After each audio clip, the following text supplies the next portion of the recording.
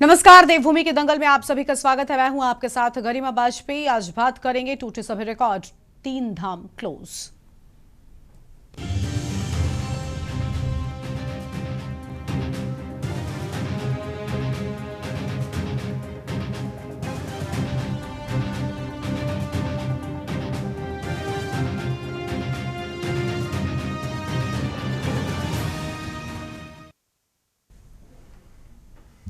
उत्तराखंड के विश्व प्रसिद्ध 4 धाम शीतकाल के लिए कपाट बंद होने की प्रक्रिया शुरू हो चुकी है, जिसमें कल गंगोत्री धाम के कपाट बंद किए गए थे और आज केदारनाथ धाम व यमुनोत्री धाम के कपाट भाई दूज के पावन मौके पर 8:30 बजे और 12:30 बजे पर वैदिक मंत्रोच्चार और धार्मिक परंपराओं के साथ शीतकाल के लिए बंद कर दिए गए। हजारों श्रद्धालुओं ने बाबा के दर्शन किए। इस दौरान पूरी केदार घाटी हर हर महादेव और जय बाबा केदार के जय घोष से गूंज उठी। इस मौके पर मुख्यमंत्री पुष्कर सिंह धामी भी धाम में मौजूद रहे, जिसके बाद अगले 6 माह तक बाबा केदार की पूजा शीतकालीन गद्दे स्थल ओमकारेश्वर मंदिर ऊखी मठ में होगी। बुधवार को केदारनाथ भगवान की चल विग्रह पंचमुखी डोली को मंदिर के सभा मंडप में विराजमान कर दिया गया था। मंदिर के कपाट बंद होने की प्रक्रिया विशेष पूजाओं के साथ सुबह 4 बजे शुरू हो गई थी और आज सबसे पहले केदारनाथ भगवान की चल विग्रह पंचमुखी डोली को सभा मंडपम से बाहर लाया गया। इसके बाद डोली को मंदिर की परिक्रमा कराई गई। परिक्रमा के बाद जयकारों के साथ मंदिर के कपाट बंद किए गए। अपने भक्तों के साथ बाबा केदार की डोली रात्रि प्रवास के लिए रामपुर पहुंचेगी। केदारनाथ मंदिर के कपाट बंद होने के मौके पर मुख्यमंत्री धामी, बीकेटीसी अध्यक्ष हेमंत द्विवेदी के साथ बड़ी संख्या में श्रद्धालु भी मौजूद रहे।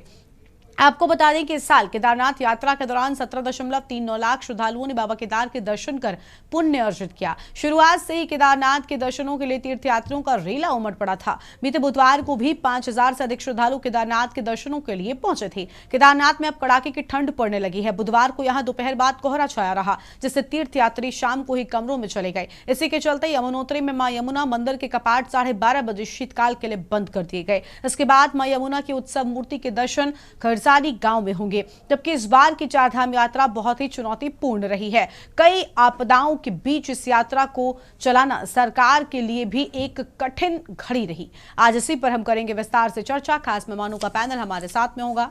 ये रिपोर्ट देखिए। उत्तराखंड के विश्व प्रसिद्ध 4 धाम यात्रा अपने अंतिम पड़ाव पर आ चुकी है। गंगोत्री धाम, केदारनाथ धाम और यमुनोत्री धाम के कपाट बंद हो चुके हैं। इसके बाद आगामी 25 नवंबर को बद्रीनाथ धाम के कपाट बंद हो जाएंगे। इसके साथ ही इस साल की 4 धाम यात्रा का समापन हो जाएगा। लेकिन इस बार यात्रा श्रद्धा से ज्यादा आपदा और चुनौती के लिए याद रखी जाएगी। धराली सहित कई आपदा ने इस बार की यात्रा में उत्तराखंड को कई गहरे जख्म दिए। आंकड़े बताते हैं कि 4 धाम यात्रा के दौरान अब तक मंदिर परिसरों में ही 188 श्रद्धालुओं की मौत हो चुकी है, जबकि आपदा की वजह से 129 लोगों की जानें भी गई हैं। दुख की बात यह है कि 85 से ज्यादा लोग अभी भी लापता हैं। इसके बावजूद श्रद्धालुओं की आस्था डिगी नहीं। करीब 49 लाख भक्तों ने अभी तक चारों धाम के दर्शन कर चुके हैं, जो इस कठिन यात्रा की विशालता और भक्ति के जज्बे को भी दर्शाता है। भले ही कपाट बंद हो रहे हों, लेकिन सरकारी तंत्र अभी भी अगले साल होने वाली 4 धाम यात्रा की तैयारियों में जुट गया है। इस बार यात्रा काल के दौरान भारी बारिश, भूस्खलन और अलग घटनाओं ने प्रशासन के सामने बड़ी चुनौतियां दी हैं। कई जगहों पर मार्ग बंद हो गए तो यात्रियों को घंटों फंसे रहना पड़ा। केदारनाथ धाम में तो कई बार मौसम इतना खराब हुआ कि हेलीकॉप्टर सेवाओं को भी रोकना पड़ा। धराली, गंगोत्री और यमुनोत्री क्षेत्रों में लगातार बारिश ने जनजीवन को अस्त व्यस्त कर दिया था। फिर भी पुलिस, आपदा प्रबंधन और स्थानीय प्रशासन ने अपनी पूरी ताकत से राहत बचाव कार्य चलाया। सैकड़ों श्रद्धालुओं को सुरक्षित स्थानों तक पहुंचाया गया, जबकि कई स्थानों पर यात्रियों को अस्थायी शिविरों में ठहराया गया। हालांकि 2025 की यात्रा आपदा की कहानियों से भरी रही, लेकिन उत्तराखंड सरकार अब पूरी तैयारी में है कि आगामी यात्रा पूरी तरह बदले स्वरूप में दिखाई दे। यही वजह है कि मुख्य सचिव आनंद वर्धन ने खुद केदारनाथ और बद्रीनाथ का दौरा किया, जहां उन्होंने पुनर्निर्माण से लेकर मास्टर प्लान के कार्यों का जायजा लिया, साथ ही उनकी समीक्षा भी की। वहीं मुख्य सचिव आनंद वर्धन ने भरोसा दिलाया कि अगले साल तक केदारनाथ में चल रहे सभी कार्य पूरे कर लिए जाएंगे। उनका कहना है कि इस बार जो कुछ भी हुआ उससे हमने बहुत कुछ सीखा है। अगले साल ऐसी स्थिति दोबारा न हो, इसके लिए सभी विभागों को निर्देश दिए गए हैं। यात्रा मार्ग, स्वास्थ्य सेवाएं, आवास व्यवस्था और मौसम पूर्वानुमान तंत्र को और मजबूत किया जाएगा। केदारनाथ धाम में वर्तमान में घाटों का निर्माण कार्य तेजी से चल रहा है। श्रद्धालुओं के लिए ध्यान केंद्र, विश्राम स्थल और आधुनिक सुविधाओं से युक्त परिसर तैयार किया जा रहा है। इसी तरह बद्रीनाथ में भी मास्टर प्लान के तहत बड़े स्तर पर कार्य हो रहा है। अनुमान है कि अगले साल तक बद्रीनाथ धाम पर लगभग 80% काम पूरा हो जाएगा। स्मार्ट तरीके से बनाई जा रही इन योजनाओं का मकसद केवल धार्मिक सुविधा नहीं बल्कि पर्यावरणीय संतुलन और सुरक्षा को भी ध्यान में रखना है। सरकार का उद्देश्य है कि आने वाले समय में चार धाम यात्रा केवल आस्था का नहीं बल्कि सुरक्षा और व्यवस्थित यात्रा का प्रतीक बने। बाबा की कृपा से यात्रा बिना किसी विघ्न के निर्विघ्न रूप से आज कपाट बंद हो गए हैं और अब हमारे ऊखी मठ में जहां बाबा का शीतकालीन प्रवास होता है, शीतकालीन गद्दी का प्रवास स्थल है, वहां पर पूजा और समस्त विधि विधान वहां पर आगे चलेंगे। और इस वर्ष बहुत रिकॉर्ड तीर्थयात्रियों ने, श्रद्धालुओं ने बाबा के दर्शन किए हैं, जबकि 3 महीने का कालखंड ऐसा रहा है कि पूरी तरह से आपदा रही है, बारिश रही है, भारी बारिश, लैंडस्लाइड हुआ, लेकिन बाबा की कृपा से 17.5 लाख से अधिक तीर्थयात्री बाबा के दर्शन करने आए हैं। और मैं चारों धामों की बात करूं तो बड़ी आपदा के बाद भी इस बार रिकॉर्ड संख्या में श्रद्धालुओं ने दर्शन किए हैं और 50 लाख श्रद्धालु अभी तक दर्शन कर चुके हैं।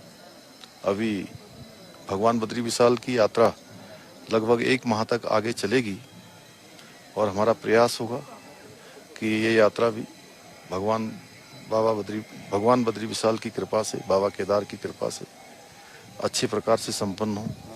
नहीं, इस बार देखिए काफ़ी संख्या में तीर्थालु आए हैं इस सीजन में और कल बाबा केदार का कपाट बंद हो रहा है। अभी जितने कार्य चल रहे हैं सबों का भौतिक निरीक्षण किया गया और हमारी कोशिश रहेगी कि आगामी सीजन प्रारंभ होने के पहले सारे कार्य हमारे पूरे हो जाएं। पावनी भागीरथी गंगा की जो डोली है वो मुखवा के लिए रवाना हो चुकी है और रात्रि विश्राम हम लोग देवी मंदिर में करेंगे। पूरी रात कीर्तन भजन चलता है। कल सुबह वहाँ पर महाभोज महाप्रसाद होता है। उसके बाद हम लोग मार्कंडेयपुरी आते हैं, जो भगवान की, हमारे मार्कंडेय ऋषि की जो भूमि है, वहाँ पर भी माँ भगवती गंगा थोड़ी देर विराजमान रहती है। उसके बाद सभी लोग मुखवा की तरफ प्रस्थान करेंगे। 3 बजे माँ पावनी भागीरथी गंगा की डोली करीब करीब वहाँ पर पहुँचेगी और आज ठीक 11:36 पर माँ भगवती गंगा के जो कपाट है वो बढ़ा दिए गए हैं। श्रद्धालुओं के जो दर्शन है वो शीतकाल में निरंतर आपको 6 माह माँ भगवती गंगा के शीतकालीन प्रवास में सुलभ हो पाएंगे। जी, आज बड़ा हर्ष का दिन है। आज जो है माँ गंगा अपने उद्गम स्थल गंगोत्री से शीतकालीन प्रवास के लिए, मुखबा के लिए रवाना होंगी और आप देख सकते हो कई हजारों की संख्या में यहाँ पे श्रद्धालु आ रखे हैं, देश विदेश से आ रखे हैं। और ये पल जो है सभी लोग, कोई भी एक मिनट में इसको मिस नहीं करना चाहता है और दिल से सारे लोग एंजॉय कर रहे हैं। मैं माँ गंगा से सारे हमारे पूरे देश, हमारे प्रदेश के और हमारे जनपद वासियों के सुख की कामना करता हूँ।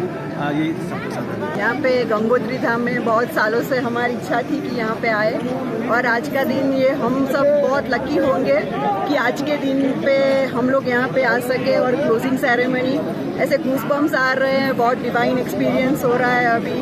और बस माता गंगा की हम सब पे कृपा बनी रहे। गंगा मैया की जय। आए हैं अहमदाबाद गुजरात से। मैं डॉक्टर हूँ, ऑर्थोपेडिक सर्जन हूँ और गंगा में ध्यान आके यहाँ आके हमको ऐसा लग रहा है कि पूरी स्वर्ग भूमि में आ गए हैं और हम इतने नसीबदार हैं कि हमको आखिरी दिन पे मौका मिला गंगा मैया के दर्शन करने का। और अभी इतना बढ़िया माहौल है, ऐसा माहौल की हम कामना कब से कर रहे थे, लेकिन आज हमने ये अचीव किया है। तो हर हर गंगा मैया, जय गंगा मैया। और हम सबको कहते हैं कि गंगा मैया का आशीर्वाद सबके ऊपर रहे और सबका भला हो। वहीं भले ही शीतकाल में चारों धामों के कपाट बंद हो जाते हों, लेकिन आप चारों धामों के डोलियों के दर्शन कर सकते हैं। इसके तहत आपको मां गंगा के दर्शन करने के लिए मुगबा यानी ऊखीमठ पहुंचना होगा, जहां मां गंगा की डोली विराजमान मिलेगी। इसी तरह मां यमुना की डोली खरसाली गांव में विराजमान होती है, जहां जाकर मां यमुना के दर्शन कर पुण्य कमा सकते हैं। जबकि शीतकाल में हिमालय से उतरने के बाद बाबा केदार ऊखीमठ स्थित ओमकारेश्वर मंदिर में विराजते हैं, जहां बाबा केदार के दर्शन पंचमुखी डोली के रूप में हो जाएंगे। वहीं बद्री विशाल, पंडुकेश्वर और ज्योतिर्मठ में दर्शन देते हैं। चार धाम यात्रा ने एक बार फिर ये साबित किया कि हिमालय की गोद में बसे ये चार तीर्थ केवल मंदिर नहीं बल्कि मानव धैर्य और आस्था की परीक्षा भी है। आपदा ने भले ही कई चेहरों पर आंसू लाए हों, लेकिन हजारों श्रद्धालु अब भी ये विश्वास लिए लौटे हैं कि मां यमुना, मां गंगा, बाबा केदार और भगवान बद्री विशाल के आशीर्वाद से सब कुछ दोबारा ठीक होगा। अब जब तक कपाट बंद हो रहे हैं तो श्रद्धालु अगले साल की यात्रा की प्रतीक्षा में हैं। ऊंचाई पर स्थित इन धामों में सन्नाटा पसर जाएगा। अगले साल यानी 6 महीने बाद ही यहाँ चहल पहल देखने को मिलेगी। प्रशासन और सरकार ने कमर कस ली है कि अगले साल की चार धाम यात्रा पहले से कहीं ज्यादा सुरक्षित, सुसंगठित और सुविधाजनक होगी। वहीं प्रदेश के विपक्ष की माने तो उनका कहना है कि सरकार हर बार बड़े बड़े दावे तो करती है, लेकिन धरातल पर कुछ भी नजर नहीं आता। सरकार के प्रयास से थोड़ी आए। सरकार अगर प्रयास करती तो ये संख्या बहुत आगे तक जा सकती। पूरे राज्य में 4.5 महीने तक लगातार यमुनोत्री, गंगोत्री, केदारनाथ, बद्रीनाथ यात्रा तो बाधित रही। जून से लेकर के जुलाई तक जो है बीच बीच में रुकती रही। जुलाई से लेकर के और अब तक यात्रा पूरी तरह से बंद रही। अक्टूबर के पहले हफ्ते में खुली है यात्रा। तो 4.5 महीने जहां यात्रा बाधित रही, सरकार काहे की पीठ थपथपा रही है? सरकार जो आंकड़ा बता रही है, ये आंकड़ा बहुत आगे तक जाता अगर रास्ते ठीक होते। सारे चारों धाम के यात्रा के रूट ध्वस्त पड़े हुए, जगह जगह सड़कें वॉश आउट, जगह जगह लैंडस्लाइड, जगह जगह चट्टाने गिरने की घटनाएं, इतना बुरा हाल पूरी सड़कों का था। पूरे प्रदेश के अंदर मैं समझता हूं कि चारों धामों का जो इस बार व्यवस्था थी, जितनी खराब व्यवस्था इस बार थी, अगर वो व्यवस्था अच्छी होती तो मैं समझता हूँ संख्या बहुत आगे तक जाती। ये उत्तराखंड एक देवभूमि है और यहाँ पर जगह जगह से दर्शकों का आना, या हम यूँ कहें कि इसको पर्यटन के लिए आना, ये स्वाभाविक है। ऐसी स्थिति में जब धामी सरकार आंकड़े बताती है तो ये एक जुमले हैं, क्योंकि जो तमाम यात्राओं में जो असुविधाएं रहे हैं, हमारे उत्तराखंड क्रांति दल के लोगों ने उसको बार बार उनको सुझाव दिए हैं कि जगह जगह जो व्यवस्थाएं उनको सुचारू रूप से ठीक किए जाएं, यात्रियों को असुविधा हो रही है उसको ठीक किए जाएं। तो कुल मिलाकर के उत्तराखंड क्रांति दल अतिथि देवो भव की तर्ज पर काम करता है, हमेशा इसमें काम करता रहेगा। और हम मानते हैं कि जो भी अतिथि हमारे इस प्रदेश में जो तीर्थाटन के लिए आते हैं, वो उनका हर यात्रा सुगम हो। कि माननीय मुख्यमंत्री पुष्कर सिंह धामी जी के नेतृत्व में जो चार धाम यात्रा हमारी हुई है, उसमें एक बेहतर प्रबंधन के नाते और जितनी भी मूलभूत सुविधाएं यात्रियों को हो सकती थी, उसको देने के कारण से संपूर्ण देश भर से यहाँ पर यात्री आए। और आप सब लोग जानते हैं कि इस वर्ष उत्तराखंड में दैवीय आपदा की मार बहुत अधिक रही। उसके पश्चात भी एक बड़ी संख्या में तीर्थयात्रियों का यहाँ आना, ये कहीं ना कहीं जो बेहतर प्रबंधन है उसको परिलक्षित करता है। इस साल अनुमानित 50 लाख श्रद्धालुओं ने चार धाम यात्रा के दर्शन कर लिए। उम्मीद है कि अगले साल आस्था की इस धारा में एक बार फिर जब भक्त हिमालय की घाटियों में हर हर महादेव और जय बद्री विशाल के जयकारे लगाएंगे, तो उनके साथ न केवल भक्ति की शक्ति होगी बल्कि एक नई व्यवस्था और सुरक्षित यात्रा का आत्मविश्वास भी होगा। सरकार उसको कितनी गंभीरता से लेती है, ये देखने वाली बात होगी। Uttarakhand desk report.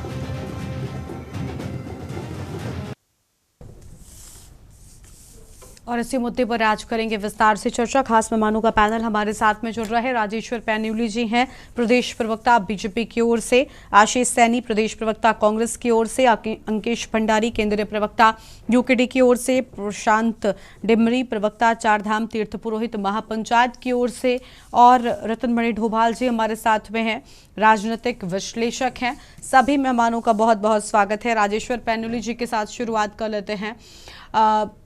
बहुत कठिन घड़ी थी इस बार, प्रशासन के लिए भी, सरकार के लिए भी ऐसी आपदाओं के बीच में चारधाम यात्रा को सुरक्षित तरीके से संपन्न करा पाना। लेकिन कई जगहों पर कुछ कमियां भी रहीं, कई जगहों पर कई सारी व्यवस्थाओं में भी कमी रही, आंकड़ों में कमी के चलते विपक्ष एक बार फिर से सरकार को घेर रहा है। क्या कहना चाहेंगे सर? धन्यवाद गरिमा जी, और सबको भैया दूज की बहुत बहुत शुभकामनाएं। आपको भी, सारे पैनल को भी, और सारे आपके दर्शकों को भी बहुत बहुत शुभकामनाएं। देखिए, सारी कठिनाइयों के बावजूद जिस ढंग से सुचारू रूप से चलाई गई और जिस ढंग से रिकॉर्ड श्रद्धालु आए, तो खुद में दिखलाता है कि श्रद्धालुओं का विश्वास कितना सरकार के ऊपर है, और सरकार के ऊपर विश्वास के कारण से वो निरंतर कई लोगों के दुष्प्रचार करने के बावजूद इतनी बड़ी संख्या में आए और भगवान बद्रीनाथ, केदारनाथ, गंगोत्री, यमुनोत्री सबके दर्शन किए। और आगे भी उम्मीद की जाती, जबकि आप खुद भी मानते हैं, मैं अभी कांग्रेस के प्रवक्ता की भी बात भी सुन रहा था, उन्होंने भी कहा कि इतने महीनों तक माना गया लगभग कि 3 महीने तक तो देवी आपदा रही कहीं ना कहीं से, जिसमें कि सरकार का कोई बस नहीं है, सरकार का। लेकिन उन सब के बावजूद कहीं ना कहीं किसी ढंग से व्यवस्था को सुचारू करने के लिए तत्काल प्रयास किया और व्यवस्था और आम जन का, उसमें आम श्रद्धालुओं का विश्वास बनाए रखा। ठीक है, चलिए आशीष सैनी जी का हम रुख करेंगे, प्रदेश प्रवक्ता कांग्रेस पार्टी की ओर से। आशीष जी, क्या कहना चाहेंगे? अब 3 धाम आज क्लोज हो चुके हैं और मुख्यमंत्री भी पहुंचे थे बाबा केदारनाथ धाम जब टोली रवाना हुई। क्या कहना चाहेंगे इस बार की चारधाम यात्रा को कितना सफल मान रहे हैं आप? देखिए, चारधाम यात्रा एक धार्मिक यात्रा है और वो धार्मिक यात्रा उसी स्वरूप में चलती है और लोग श्रद्धालु पूरे देश से, पूरी दुनिया से वहां आते हैं और अपना कार्य करते हैं। दूसरी भूमिका राज्य सरकार की है कि उसके लिए क्या सुविधाएं और सुरक्षा वो मुहैया करा सकती है। इन दोनों चीजों में अगर हम तुलनात्मक अध्ययन करेंगे तो जो हम लोग यहाँ चर्चा कर रहे हैं वह इस बात ही कर रहे हैं कि जो सरकारी तंत्र का जो वहाँ सदुपयोग होना था उस पर क्या स्थिति है। वास्तव में अभी मैंने आपके ही चैनल पर मुख्यमंत्री जी का जो वक्तव्य है वो सुना, तो उसमें से जो उनके द्वारा किए गए प्रयास और उनकी जो पूर्णता है उसका अभाव था। और वो केवल ये कि बाबा केदारनाथ पर यात्रा हुई है, यात्रा संपन्न हो गई, कपाट बंद हो गए। वो जो यात्रा है बाबा केदारनाथ की, बद्रीनाथ की, यमुनोत्री, गंगोत्री, वो सैकड़ों हजारों वर्षों से चलती आ रही है और अनवरत चलती रहेगी। श्रद्धालु आएंगे, तीर्थ पुरोहित वहां अपनी भूमिका निभाएंगे। उसमें राज्य सरकार को ऐसा कोई विशेष मुझे लगा नहीं कि जहां उन्हें अपनी पीठ थपथपानी पड़ी। तमाम बहुत बड़ा तंत्र का इस्तेमाल, मतलब हजारों की संख्या में आप पुलिसकर्मी से लेकर तमाम विभाग के अधिकारियों को वहां लगा रहे हैं, 6-6 महीने तक लगातार बैठकें कर रहे हैं। उसके बावजूद भी अव्यवस्थाएं कई स्तर पर है जो भ्रष्टाचार द्वारा जनित है। इसमें पहली चीज बताऊंगा कि हेलीकॉप्टर कंपनियां जो जिस भूमिका में काम कर रही हैं, मुझे लगता कि हेलीकॉप्टर कंपनियों के बारे में और उनके द्वारा किए गए संचालन में सरकार ने कोई एक जिम्मेदारी वाली भूमिका निभाई हो, ऐसा कहीं लगा नहीं। सरकार हेलीकॉप्टर कंपनी के कुछ माफियाओं के दबाव में रही और हेलीकॉप्टर का जो प्रदर्शन था वो खराब रहा, जिसमें बहुत वृद्ध और ऐसे श्रद्धालुओं को लाने जाने में समस्या हुई। दूसरा, इस सुविधा का दुरुपयोग भी हुआ। और सबसे बड़ी चीज जो बार बार देखने के लिए आई कि रजिस्ट्रेशन की जो प्रक्रिया है, हालांकि अब सरकार कुछ जागी है और डिजिटल रजिस्ट्रेशन की बात कर रही है, लेकिन जो रजिस्ट्रेशन की जो प्रक्रिया थी उसके औचित्य पर सवाल हुआ कि आप जो रजिस्ट्रेशन कर रहे हैं वो कर किसके लिए रहे। सिर्फ आपने दिखाने के लिए रजिस्ट्रेशन कर लिया लेकिन उसका उपयोग कुछ नहीं रहा। तो ये सारी चीजें होती हैं जब हम उत्तराखंड राज्य की जो सबसे अधिक कहते हैं कि महत्वपूर्ण यात्रा इसलिए भी है कि उसमें आर्थिक पक्ष भी है, अर्थव्यवस्था भी है, और दूसरी व्यवस्था कि पूरे हिंदुस्तान के लोग उत्तराखंड के लोगों को जिस सम्मान और श्रद्धा भाव से देखते हैं, जिन तीर्थ स्थलों के नाम पे देखते हैं, वहां पर हमारी क्या भूमिका है। बीकेटीसी में जिस प्रकार से सिर्फ फुटअवर और जूत पत्रम हो रही है, उसे साफ दिखाई देता है कि सरकार के अंदर सब कुछ ठीक नहीं है। भ्रष्टाचार को बढ़ावा दिया गया है और भ्रष्टाचार को सरकार के स्तर पर संरक्षित करने का भी काम किया गया है। तो ये सारी चीजें हैं जो उत्तराखंड की धार्मिक यात्राओं को और साथ में इसमें भूले हुए जो सरकारी भ्रष्टाचार को भी इंगित करती है। तो हमारा तो केवल भारतीय जनता पार्टी और उसकी सरकार से केवल ये लेना देना है कि आप थोड़ी सी कोशिश करें, थोड़ा कम भ्रष्टाचार कर ले और थोड़ी अच्छी सी व्यवस्था करें, ताकि देश विदेश से आने वाले लोग उत्तराखंड के शासन प्रशासन की तारीफ करके जाएं और हम लोगों को वो एक ऐसी मजबूत अर्थव्यवस्था की ओर बढ़ते हुए कदम देने का काम करें, जिससे हम स्वयं को मजबूत कर सकें। जी चलिए लौटते हैं आपके पास में, और मेहमान हैं उनका भी रुख कर लेंगे। हमारे साथ में प्रशांत डिमरी जी हैं, प्रवक्ता चारधाम तीर्थ पुरोहित महापंचायत की ओर से। बहुत स्वागत सर आपका। प्रशांत जी, आप क्या कहना चाहेंगे? इस बार चुनौतियां बड़ी थी और क्योंकि आपदाएं हमने एक के बाद एक देखी और बहुत बड़ा प्रभाव मौसम का, या फिर उसके पहले हम देख लें अगर जब शुरुआत हुई वहां पर मौसम खराब होने की, तो कई जगहों पर भूस्खलन हुआ, कई सड़कें कई मार्ग प्रभावित हुए। क्या इन वजहों से भी संख्या जो है वो कम होती है चारधाम की? जी, जय श्री राम, जय चारधाम। देखिए, सबसे पहली बात, हम सभी ये जानते हैं कि चारधाम यात्रा जो है हमारे पहाड़ी राज्य, हमारी पहाड़ी अर्थव्यवस्था की प्रमुख रीढ़ है। हजारों परिवार ऐसे हैं, छोटे व्यवसाय हैं और जो सेवाएं अपनी वहां पर दे रहे हैं वो इस पर निर्भर रहते हैं। जब यात्रा प्रभावित होती है तो आजीविकाएं चरमरा जाती है बिल्कुल। और खासकर इस वर्ष की यात्रा ने हमें ये दिखाया है कि अब हम जो है रिकॉर्ड तोड़ तीर्थयात्रियों की संख्या को सफलता का मुख्य पैमाना नहीं मान सकते, बल्कि इसके बजाय केंद्र और राज्य सरकारों को जलवायु अनुकूल बुनियादी ढांचे, बेहतर सड़कें और जो है वास्तविक समय और मौसम की प्रणालियां जो होती है और आपदा सुरक्षित आश्रयों पे निवेश करना चाहिए। 2025 की तो चारधाम यात्रा के दौरान मौजूदा समस्याओं में सबसे पहली चीज जो थी खराब मौसम और जो है लगातार लैंडस्लाइड जो हमारे पास ये होते रहे, जिसके कारण आप ये लगाइए कि लगभग 55 दिन तो ऐसे रहे कि जबकि यात्री जो है तीर्थ स्थानों पर पहुंच ही नहीं पाए, जिसमें से सबसे ज्यादा जो प्रभावित जगह रही उनमें से गंगोत्री और यमुनोत्री की रही।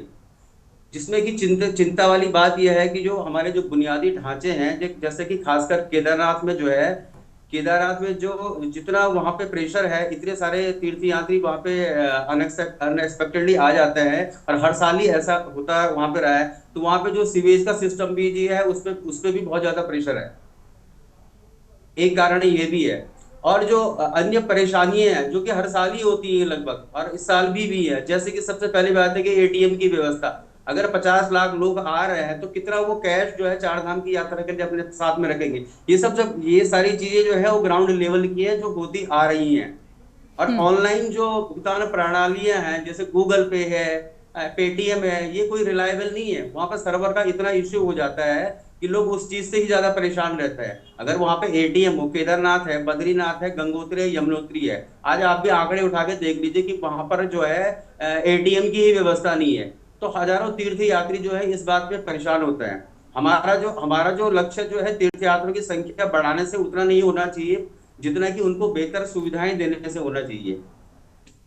जी ठीक है सर, लौटेंगे और मेहमानों को भी अपनी चर्चा में हम जोड़ते चलेंगे, लेकिन उससे पहले देवभूमि के दंगल में एक छोटे सा ब्रेक के लिए हम रुकते हैं। कहीं मजा आएगा, फौरन हाजिर होंगे। आप देख रहे हैं के न्यूज, खबरों का सारथी।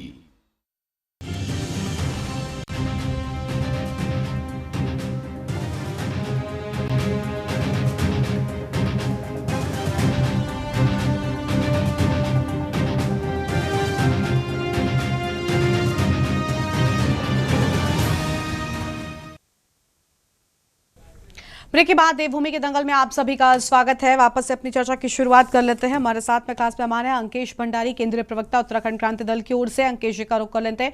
अंकेश जी, क्या कहना है यूकेडी का? क्या वजह रही? क्या व्यवस्थाओं के चलते संख्या में कमी आई, या फिर जो भी प्रशांत डिमरी जी ने भी कहा कि कई सारी और बेहतर सुविधाएं हम श्रद्धालुओं को, तीर्थयात्रियों को दे सकते हैं, वो नहीं दी जा रही, यही वजह है कि तीर्थयात्रियों को परेशानी का सामना करना पड़ता है? अभी फिलहाल चारधाम समापन पर हैं, क्या कहना चाहेंगे?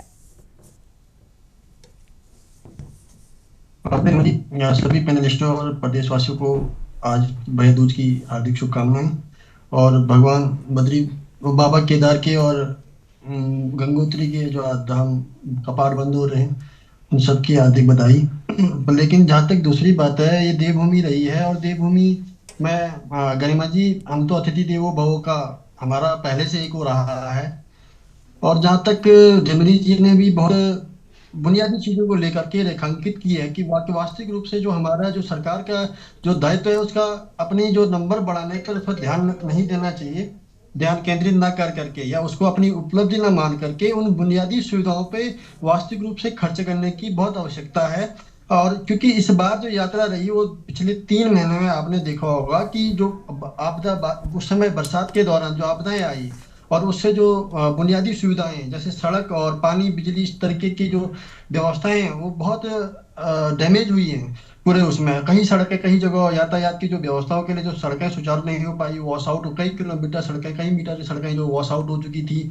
और उसके बाद दूसरी बात जो धामों में जो व्यवस्थाएं नहीं हो पा रही है, रहने की व्यवस्थाएं या फिर आप कहें कि दर्शन के लिए या फिर जैसे आप शुरुआती में जब यात्रा प्रारंभ होती है उस समय हम देखें तो जो रजिस्ट्रेशन होता है वो रजिस्ट्रेशन भी प्रॉपर रूप से नहीं हो पाता, जिससे कि यात्रा में करने में जो श्रद्धालु होते हैं उनको बहुत सारी मुश्किलें आती हैं, क्योंकि प्रदेश भर के तमाम जगहों से लोग आते हैं, देश विदेश के पर्यटक यहाँ पे आते हैं जो आपने आस्था को लेकर के उन आस्था के केंद्रों में अपना वो लेकर के आते हैं यहाँ पे। लेकिन उनको जब इस तरीके की सरकार के द्वारा जो व्यवस्थाएं सामने आती है उसको देख करके वो अपना मुंह मोड़ के इधर उधर कहीं और चले जाते हैं। तो इससे भी एक आप कह सकते हैं कि आंकड़ा हो सकता था और ज्यादा बढ़ जाता।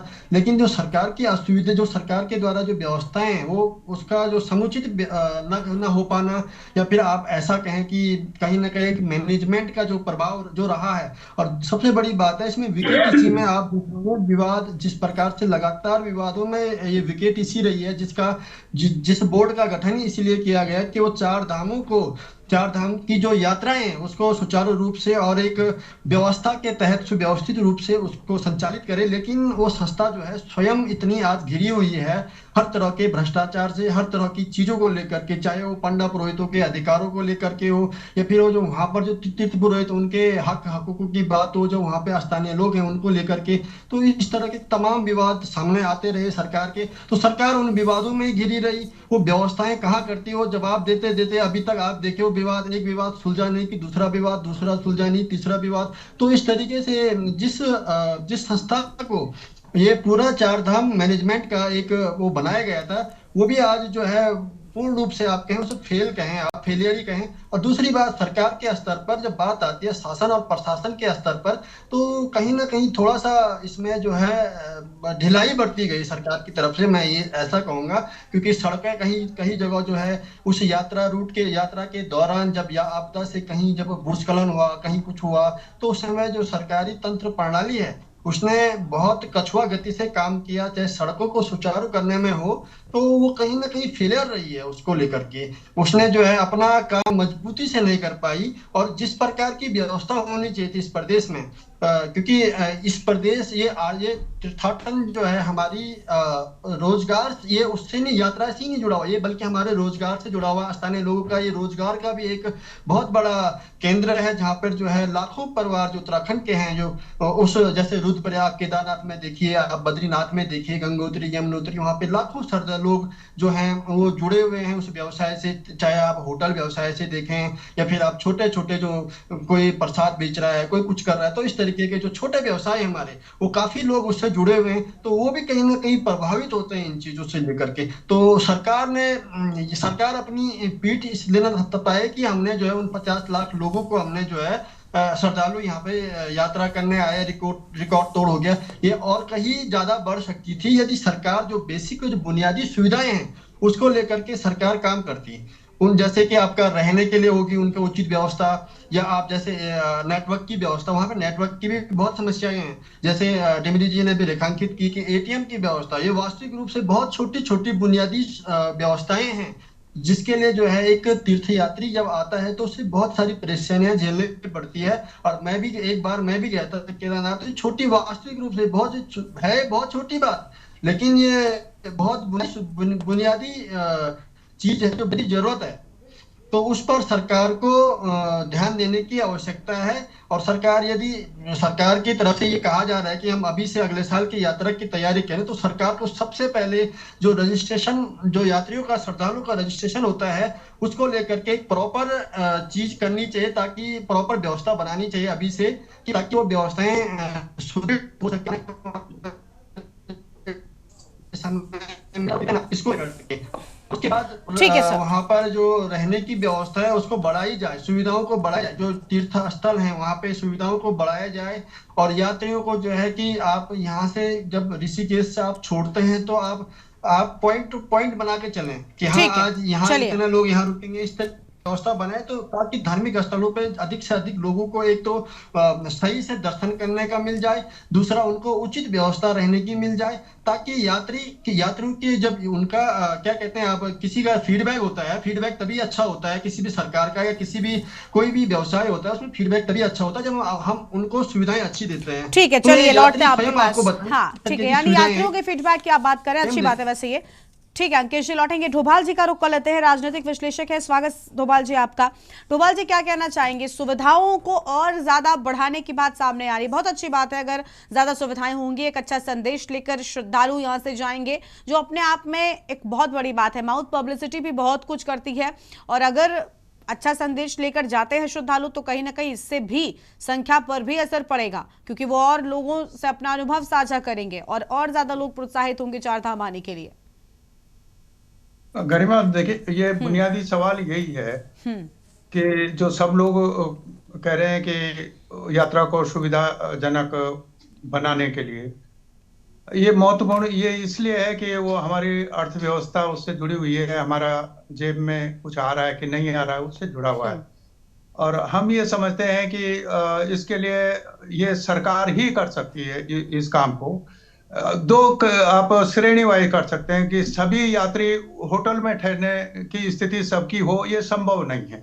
हमारा देश में जो अभी भी जो 81 करोड़ लोगों को 5 किलो अनाज में जो जिंदा है, वो भी चार धाम आना चाहते हैं, वो भी उसके दर्शन करना चाहते हैं, लेकिन उनकी स्थिति नहीं है, वो कार से नहीं जा सकते, वो हेलीकॉप्टर से नहीं जा सकते, वो जीएमओ की बस से जाते हैं।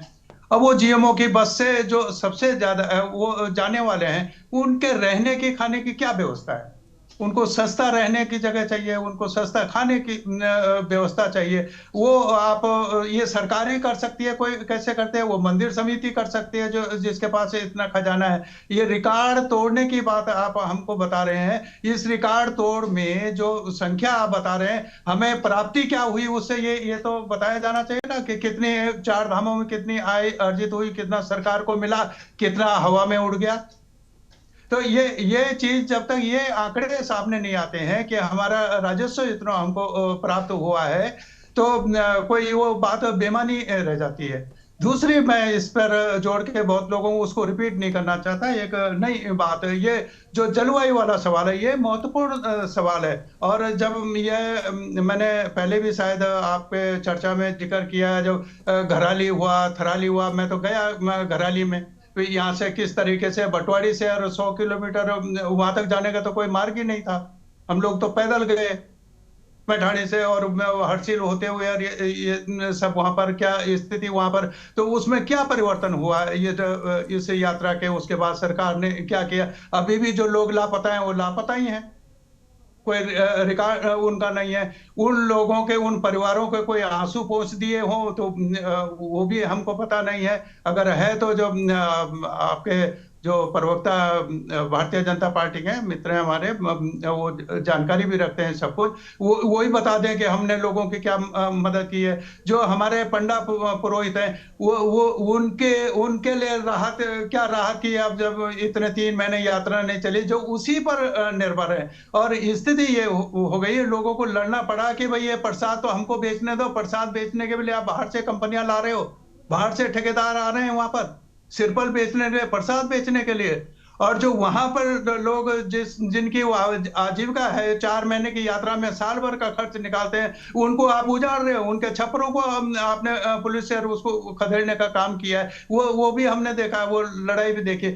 ये इस नई बात एक और है, ये बड़े स्तर पर इस पर विचार किया जाना चाहिए उत्तराखंड सरकार को भी, केंद्र सरकार को भी, कि आपके ही किसी और ने नहीं। हमारे जो वरिष्ठ नेता है उत्तराखंड के भारतीय जनता पार्टी ने, जिनको मार्गदर्शक मंडल में डाल रखा है, मुरली मनोहर जोशी, उन्होंने, और ये आरएसएस के जो थिंक टैंक किस जमाने में हुआ करते थे, गोविंदाचार्य, ये और रामचंद्र गुहा जो साहित्यकार हैं, साइंटिस्ट है, और पर्यावरण शेखर पाठक जो उत्तराखंड से, लगभग 50 लोगों ने जो विद्वान हैं, उन्होंने सुप्रीम कोर्ट के चीफ जस्टिस को एक याचिका के रूप में एक पत्र लिखा है कि ये जो जलवायु परिवर्तन का सवाल है, ये 4 धाम जो चौड़ीकरण का आप सवाल है, इस जो पुराने आदेश हैं उन पर आप पुनर्विचार करें और ये इसको रोका जाना चाहिए। ये उस 4 धाम के उस अस्तित्व पर उसको लेके उन्होंने बहुत बड़ा याचिका के रूप में सुप्रीम कोर्ट में उसके दाखिल का, कोई उसकी चर्चा करने के लिए तैयार नहीं है, कोई उस पर विचार नहीं होना देना। तो ये गंभीर, मैं समझता हूं कि मैं उनको तो धन्यवाद भी देना चाहता हूं कि इस बड़े स्तर पर लोगों ने इसको महसूस किया है। ये जो अभी जो आपदा आई है और इसके बाद एक रिपोर्ट भी है जो वैज्ञानिक रूप से अध्ययन किया गया, उनका यह कहना है हालिया अध्ययन में कि 4 धाम परियोजना के साथ जुड़े कुल 811 जो भूस्खलन क्षेत्रों की पहचान की गई है, कि ये 818 ये जो अभी जो हम काम कर रहे हैं वहां पर अनियोजित ढंग से जो कटिंग कर रहे हैं पहाड़ के, 811 स्थान भूस्खलन के लिए चिन्हित किए गए हैं। और इसी पर उन्होंने अपील की है कि इस पर जो पुराने जो आदेश हैं सुप्रीम कोर्ट के, उन पर पुनर्विचार किया जाए। और ये चौड़ी सड़क, उन्होंने कहा चौड़ी हो लेकिन उसी ढंग से हो जितनी वहाँ इजाजत दी जा सकती है। अंधाधुंध कोई जरूरी नहीं है कि हमें वहाँ बहुत ये बनाने के। तो मैं ये समझता हूँ कि उस पहाड़ को खड़ा रहने दीजिए और तभी ये 4 धाम यात्रा भी चलेगी और भी यात्रा चलेंगे। यात्रा ऐसे तो 52 पीठ है हमारे यहाँ जो हमको बताया गया है कि 4 धामों के, वो भी चलने चाहिए और वो तब चलेंगे जब सरकार उसके लिए तय हो। हालांकि ये जब आपदा आई है तो सरकार को भी परेशानी हुई है, उसको और सुनना भी पड़ा है, हम लोगों ने भी सरकार को ही कहा है और उसको झेलना भी पड़ा, लोगों को भी झेलना पड़ा। लेकिन इस पर नए सिरे से गंभीरता से जो लोग जानते हैं इन चीजों को, जो पर्यावरण में काम कर रहे हैं, जो तीर्थाटन में काम कर रहे हैं, जो पर्यटन की विधा को जानते हैं, जो जलवायु की विधा को जानते हैं, उन लोगों को बैठा के उन पर छोड़ देना चाहिए कि भाई आप ये तय करो कि कैसे हम करें। अब इतने आप संख्या तो गिना रहे हैं, 50 लाख अभी कह दिया, अभी बद्रीनाथ चल ही रहा है तो 60 लाख हो जाएंगे, रिकॉर्ड आप तोड़ देंगे। लेकिन इस रिकॉर्ड तोड़ने के लिए आप बताइए ना कि कितनी पार्किंग की व्यवस्था है आपके वाहनों की। आपके पास 4 जगह के डाटा है बीकेटीसी, वो कितना आंकड़ा बता रही है, गढ़वाल मंडल विकास निगम का आंकड़ा क्या है, पर्यटन का आंकड़ा क्या है, और ये जो आप यहाँ से यात्रा चला रहे हैं ऋषिकेश से, इनके पास क्या आंकड़े हैं, कितने? वो तो राहत मांग रहे हैं। जितने ट्रेवल्स वाले हैं, ट्रेवल्स एसोसिएशन आपके सचिव से मिल रहे हैं, पर्यटन से, कि भाई हमें कुछ राहत दीजिए इस यात्रा में, तो हमारा नुकसान हो गया बहुत, और आप रिकॉर्ड तोड़े जा रहे हैं। तो अब आप तोड़े, हमें उससे कोई दिक्कत नहीं है, हम तो चाहते हैं क्या है, लेकिन इसके लिए आपको ये जो पर्यटन रट रहे हैं, ये पर्यटन का स्थल नहीं है, ये तीर्थाटन का स्थल है, इसको तीर्थाटन ही रहने दो। और जब पर्यटन आप ला रहे हैं तो मैं समझता हूं कि जो धार्मिक लोग हैं वो समझ ये तीर्थाटन के कारण, पर्यटन के कारण भी कुछ चीजें हो रही हैं, उनको बंद होना चाहिए। और मैं पैनुली जी विद्वान व्यक्ति हैं, मैं उनका आदर करता हूं, लेकिन मैं उनकी बात से इससे सहमत नहीं हूं कि सरकार में विश्वास के कारण इतने लोग आए हैं। सरकार में विश्वास के कारण नहीं है, लोगों का 4 धाम में विश्वास है, उनमें आस्था है, इसलिए लोग चले आए हैं। सरकार में विश्वास का क्या मतलब होता है इसमें? सरकार तो कोई भी आएगी, यात्रा चलेगी, लोग पहले भी आते हैं, आगे भी आएंगे, कोई भी आए। तो ये सरकार में विश्वास की बात नहीं है, ये सरकार को व्यवस्था जो देखिए वो सब लोग बता रहे हैं कि कैसी व्यवस्था है, तो विश्वास क्या हुआ? किसी ने कोई बहुत झंडे तो गाड़ नहीं दिए सरकार के लिए कि सरकार ने कर दी। इसलिए मैं कह रहा हूँ कि 4 धाम में लोगों की आस्था है, आप ये भी नहीं करेंगे, आप बसें भी नहीं लगे तो भी लोग पैदल जाते ही थे लोग पगडंडी। मैं तो अभी भी कह रहा हूँ कि ये पगडंडी मात्र भी शुरू करो, जिसको बैकुंठ जाना होगा वो चले जाएगा अपना धीरे धीरे वहां से, तो वो आस्था होती है। अब तो दूसरी बात मैं कहना नहीं चाहता चैनल पे, तो कुछ चीजों पर हमको ब्रेक भी लगाने की जरूरत है। अगर उस धामों को, उन आस्था को, उसको बना के रखना है। और दूसरा ये जो जलवायु वाला मामला है, पंडित जी डिमरी जी ने इन्होंने भी उठाया, उसको उस पर पुनर्विचार करना बहुत जरूरी है, ताकि हमें जो नुकसान हो गया आगे और नुकसान ना हो। ठीक है, चलिए अभी राजेश्वर पैनोली जी का एक बार फिर से रुक करेंगे। राजेश्वर जी, सुविधाएं बेहतर होंगी और दूसरा ये जो सरकार क्रेडिट लेने का प्रयास करती है, रत्नमणि डोभाल जी के अकॉर्डिंग लोगों की आस्था है वो तब भी जाते थे जब कुछ नहीं था, जब उन्हें सिर्फ ज्ञात था कि ये 4 धाम है, तब से लोगों की संख्या वहां पर लगातार पहुंच रही है और हमेशा से भक्त पहुंचते आए हैं। बस सरकार का ये काम है कि सुविधाओं को अगर और बेहतर आप करते जाएंगे तो ये संख्या बढ़ेगी, और संख्या बढ़ेगी तो जो क्षेत्रीय लोग हैं उनके लिए रोजगार होगा, उनके लिए एक अच्छा माध्यम बनेगा, क्योंकि उस क्षेत्र के लोग पूरी तरीके से इस यात्रा पर ही निर्भर करते हैं। कई सारे लोगों का जीविकोपार्जन उसी से चलता है, तो क्रेडिट लेना तक तो ठीक है, लेकिन उसके लिए कुछ इंतजामों में बढ़ोतरी भी अगर हो तो शायद और ज्यादा अच्छी होंगी चीजें। गरिमा जी, भारतीय जनता पार्टी, भारतीय जनता पार्टी की सरकार क्रेडिट लेने के लिए बात नहीं कर रही है, आपको फैक्चुअल पोजीशन बताई जा रही है। रत्नमणि डोभाल जी की बात अपनी जगह ठीक हो सकती है और हम लोग भी मानते हैं कि देखिए, बिना श्रद्धा के कोई नहीं जाता। श्रद्धा के लिए हम तो एक पुल मात्र है, उस श्रद्धा के लिए जोड़ने के लिए आपकी सुविधा सीमलेस हो, आपकी यात्रा अच्छी हो, भगवान के प्रति जो आप विचार लेके जाते हैं उसकी पूर्ण प्राप्ति हो, उसकी कोशिश सरकारें करती है और वो हमारी सरकार करती है, और सरकार उसमें पूरी डिवोशन के साथ करती है, उसमें कहीं कोई शक नहीं होना चाहिए। जैसे अभी हमारे कांग्रेस के प्रवक्ता जी सैनी जी भी बता रहे थे कि कई सुविधाएं दी, कई चीजें डिप्लॉय किया गया, इतनी फौजें डिप्लॉय की गई, देखिए सब सुविधाओं के लिए डिप्लॉय की गई। वो आधी बात बोल रहे हैं, आधा सच बता रहे हैं की कोशिश कर रहे हैं, आधा सच वो अपने हिसाब से पॉलिटिकल एंगल से बता रहे हैं, क्योंकि सुविधाएं भी इसीलिए, डिप्लॉयमेंट भी इसीलिए किया गया, चाहे मेडिकल डिप्लॉयमेंट हो, चाहे एडमिनिस्ट्रेटिव डिप्लॉयमेंट हो, चाहे आप किसी और ढंग की डिप्लॉयमेंट की बात कीजिए, तो सरकार ने सेक्रेटरी लेवल तक के लोगों को एक एक जगह के लिए वो बनाया गया कि आप यहाँ कोऑर्डिनेट कीजिएगा, यहाँ बैठे रहिएगा या यहाँ खड़े रहिएगा, जैसे भी वो कंट्रोल रूम के साथ उसके व्यवस्था में लगेगा। तो सारी सब सुविधाएं जो सरकार है, और ये नहीं कहा जा सकता कि कमियां नहीं है, देखिए कमियां नहीं होंगी ऐसा हो नहीं सकता, कुछ ना कुछ कमियां रहेंगी और उन कमियों को सुधार करते रहना चाहिए और बेहतर से बेहतर बनाते रहना चाहिए। डिमरी जी की बात कह रहे थे, जो एटीएम की बात कर रहे थे और कह रहे थे जैसे दूसरे जो पेमेंट के दूसरे जो सिस्टम है, चाहे पेटीएम हो या दूसरे सिस्टम जो है आपके यहाँ ऑनलाइन गूगल पे के, वो कनेक्टिविटी की, तो कनेक्टिविटी अगर नहीं हो तो एटीएम भी नहीं चलेगा। दोनों बातें आप एक चीज, तो बेसिकली बात है कि हमने कम्युनिकेशन कनेक्टिविटी या इंटरनेट कनेक्टिविटी और बेहतर बनानी है। मैं इस बात से एग्रीड हूँ और हमें बनाना भी चाहिए, और हमें उस पर हम लोग लगातार उस पर सरकारें भी काम कर रही है, और सरकारें के अलावा प्राइवेट इंटरप्रेन्योर को भी लाया जा रहा है कि जो उस पर कार्य करके उसकी कनेक्टिविटी अच्छी बनाए, जिससे सुविधाएं बढ़े। तीसरी बात जो डोभाल जी की सबकी रहती है लगातार कि आप इन्वायरमेंट के साथ खिलवाड़ तो नहीं कर रहे, तो देखिए सस्टेनेबल ग्रोथ है, एक बड़ी चीज है कि आप कुछ ग्रोथ करेंगे तो कुछ आपका नुकसान होगा।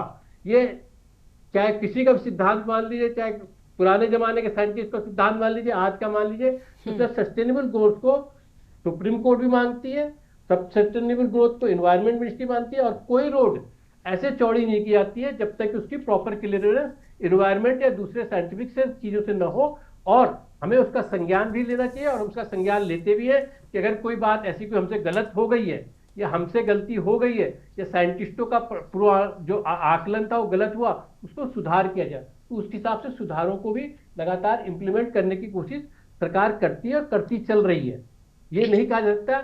लेकिन जहां तक सरकार के ऊपर है, आम जन को जो मेरा अपना समझना है वो एक विश्वास भी दर्शाता है कि जो सरकार कह रही है वो कर भी रही है। पॉलिटिकल एंगल अलग हो सकता है, लेकिन धार्मिक और श्रद्धा की बात करें और सुविधा की बात करें तो आम जन का विश्वास कहीं ना कहीं से सरकार के ऊपर है, और सरकार लगातार उस विश्वासों को और आगे बढ़ाने में भी है। चाहे अपने प्रदेश की बात करें, आपके भी चैनल पे आ रहा था, ऐसा हम नहीं कर रहे, आपके चैनल पे आ रहा था अभी जो लोगों के इंटरव्यू में लोग बता रहे थे कि कितना अच्छी जगह पर आए, कितना खुश है, किसी ने कंप्लेन नहीं करी कि ये चीज नहीं।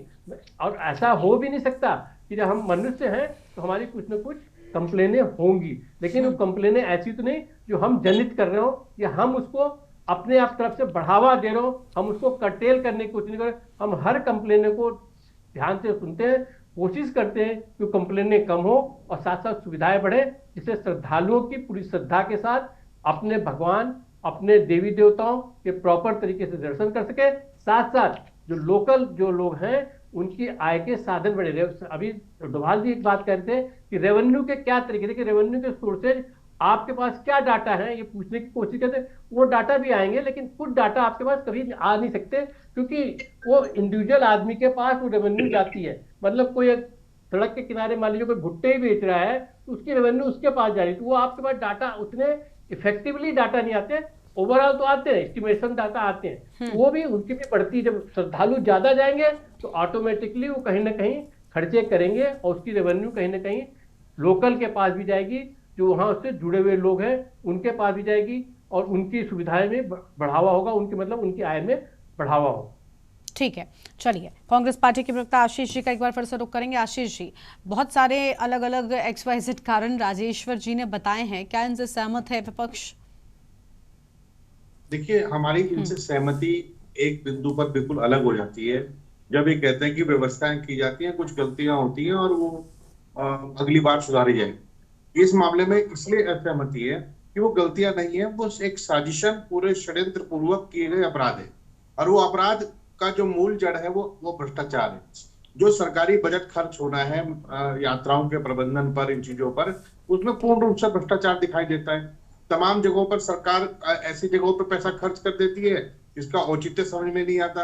जहां पर आपको जिन सुविधाओं को लाने के लिए, जिन व्यवस्थाओं को बनाने के लिए सुझाव दिए जाते हैं, हमारी पार्टी द्वारा एक सुझाव दिया गया था कि यात्रा मार्ग पर कोई भी काम अगर कर रहे हैं, एक छोटी सी लाइट भी लगा रहे हैं, पीने के पानी की व्यवस्था भी कर रहे हैं, या कुछ भी व्यवस्था कर रहे हैं, शौचालय बना रहे हैं, पार्किंग बना रहे हैं, तो उसको स्थायी बनाने की कोशिश कीजिए, ताकि वो निरंतर वो उसके संख्याओं में, अगर मैं केवल पार्किंग की बात करूं, यदि बद्रीनाथ मार्ग पर आपने इस वर्ष 1000 गाड़ियों की पार्किंग बनाई है, तो 1000 गाड़ियों की जब अगले साल नहीं बनाएंगे तो हमारे पास 2000 गाड़ियों की पार्किंग होगी। लेकिन वो छोटे छोटे स्थानों का चयन करना एक डेडिकेटेड वे में होना चाहिए। BKTC ने जो प्रबंधन किए उस पर सवाल इसलिए खड़ा है कि वहां भी जड़ में भ्रष्टाचार निकला। 230 किलो सोने से लेकर, एक बारकोड से लेकर, दिल्ली में बुराड़ी में बन रहे मंदिर से लेकर, और तमाम चीजों पर जो भ्रष्टाचार सामने आए, ये बड़े गंभीर हैं। ये हो सकता है कि अपनी सत्ता के धमक में इस बात को भूल रहे हो, लेकिन वास्तव में धर्म के नाम पर आई पार्टी जिस सरकार को बना रही है, जहां धार्मिक कार्यों में इनकी सबसे अधिक रुचि और सबसे अधिक ईमानदारी होनी चाहिए थी, उसका पूरा अभाव देखने के लिए मिल रहा है। मुख्यमंत्री जी का वक्तव्य जो इस डिबेट के शुरू होने से पहले था, और इस वक्त जो हमारे प्रवक्ता बड़े भाई राजेश्वर जी हैं, इनके वक्तव्य में भी वो चीज देखने के लिए मिली है कि केवल औपचारिकता और केवल दिखावा। इतने गंभीर विषय पर भी उत्तराखंड राज्य में बैठकर हम धार्मिक यात्राओं के प्रबंधन पर बात कर रहे हैं, और इतनी हल्की और स्तरहीन बातें अगर हो रही हैं, तो वास्तव में हमें लगता है कि सरकार और कम से कम ये पार्टी गंभीर नहीं है। ब्यूरोक्रेसी की हालत इतनी खराब है कि हर जगह उन्हें भ्रष्टाचार ढूंढना है, व्यवस्थाएं लोगों के लिए नहीं करनी है। आप दूसरे राज्यों में जाइए, दूसरे देशों में जाइए, जहां जो सुविधाएं वो पर्यटकों और तीर्थयात्रियों को देते हैं, क्या उसका बराबर आप ज्यादा ये ना, पाकिस्तान में ननकाना साहिब है, जब वहां जाते हैं तो वहां का रास्ता और वहां की व्यवस्था को देख लीजिए, वो तो पाकिस्तान में है। तो उसके मुकाबले में मुझे आप बताइए ना, बद्रीनाथ और केदारनाथ में एक नया डेवलपमेंट आपका 2025 में था, और ऐसा क्या आपके पास एजेंडा, क्या प्रपोजल, क्या विचार है? और मैं एक और बताता हूँ, केवल यात्रा मार्ग पर रात्रियों के रजिस्ट्रेशन के लिए तो जो इन्होंने किया होगा, चलो किया है। अब हरिद्वार में कुंभ आ रहा है, केवल कुंभ की व्यवस्था के लिए 45 करोड़ रुपए का एक डिजिटल रजिस्ट्रेशन का कार्य किया जा रहा है। उसमें कौन सी कंपनी आएगी, कौन सी नहीं आएगी, और पर्यटकों के लिए तो क्या ही करने जा रहे हैं। सारा का सारा बैरागी कैंप अब रामदेव के हवाले होने की तैयारी चल रही है। इससे पहले जो सर जॉर्ज क्रिक की जो वो था वहां पर प्रॉपर्टी थी मसूरी में, उसको ये बाबा रामदेव को दे चुके हैं, और वहां पर वो कोई काम ना तो शुरू कर रहे हैं, ना ही उनको योजना है, ना ही कोई इन्वेस्टमेंट लाएंगे, ना ही कोई जरिया है। केवल एक लूट खसोट के लिए जिस तरह से आप सरकारी जमीनों को और पर्यटन के केंद्रों को जिस तरीके से इन बाबाओं के हाथ में सौंप रहे हैं, ये वहां क्या कर्म करेंगे ये तो भगवान जाने। लेकिन मुझे नहीं लगता कि सरकार में इस मामले को लेकर कोई क्षण मात्र की भी गंभीरता मुझे अभी तक दिखाई नहीं दी है। ठीक है, चलिए चारधाम के प्रवक्ता प्रशांत डेमरी जी का एक बार फिर से रुख करेंगे। डेमरी साहब, कोई आखिरी रिएक्शन आप देना चाहेंगे?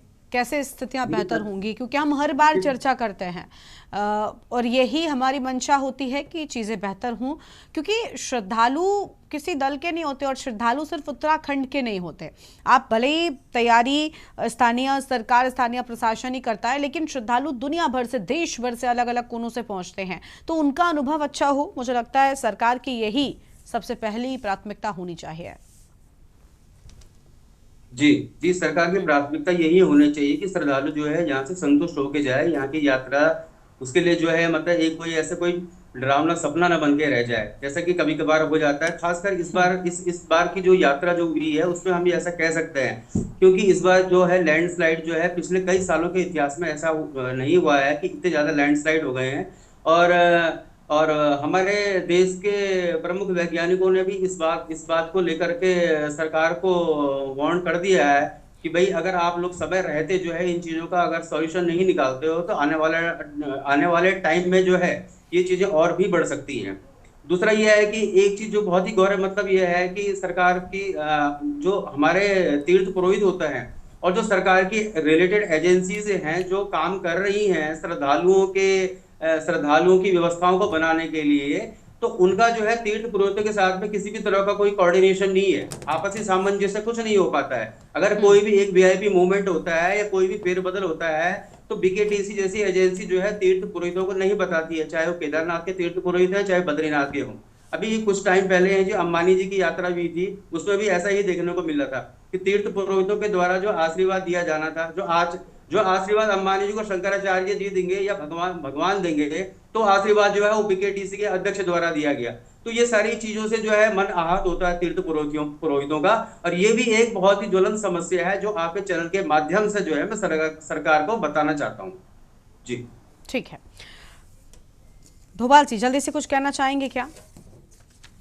देखिए वो तो डिमरी जी ने कह दिया, वो मैं छोड़ दी थी बात है इस पर। और उसमें कम से कम उस स्थान पर जो उस चार धाम की व्यवस्था के लिए जो संस्थान बना हुआ है बीकेटीसी, कम से कम उसको ये सारे विवादों से अलग होना चाहिए। क्या झगड़े उसमें चल रहे, एक ही पार्टी के लोग जो पूर्व अध्यक्ष और जो वर्तमान अध्यक्ष हैं दोनों ही भिड़े हुए हैं कि वो उन्होंने कह दिया वो जांच कराएंगे, वो कह रहे हैं कि वो चुनौती दे रहे हैं जांच करने की एक नियुक्ति को लेके, और वो नियुक्ति अपना व्यक्ति नियुक्त करना है तो आपने सारे जो पुराने नियम है उनको ताक पर रख के एक चहेते आदमी को नियुक्त किया है। उस पर मैं समझता हमने चर्चा की थी पहले तो, और अभी उससे कुछ सीखा नहीं जा रहा है। इसका मतलब ये है कि वो जो वहां पर जो करप्शन हो रहा है, जो भ्रष्टाचार हो रहा है, क्यों भाई तीर्थ पुरोहितों का काम है आशीर्वाद देने का, तो जो भी वहां पर आएगा तीर्थ पुरोहितों से मतलब है उसका।